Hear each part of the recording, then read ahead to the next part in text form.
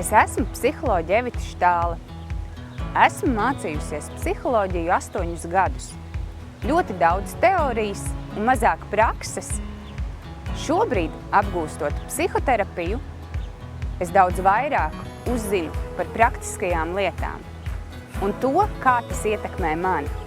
Esmu pamanījusi, ka viena no grūtākajām lietām ir kaut ko izvēlēties. Piemēram, izvēlēties, ar kuru būt pārī vai kurai grupai pievienoties.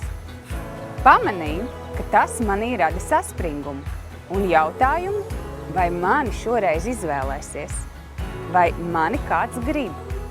Un tas savukārt rada arī ķermenisku spriedzi un stresu. No stresa un spriedzes ikdienā jau arī mēs nevaram izvairīties. Taču mēs varam parūpēties par savu labbūtību, lai mums būtu vieglāk šādās situācijās būt. Ko es daru? Es esmu atradusi 3 lietas. Es eju pastaigās, es rūpējos par veselīgu uzturu, un es sev katru dienu pajautāju, kā es jūtos un kādas ir manas vajadzības.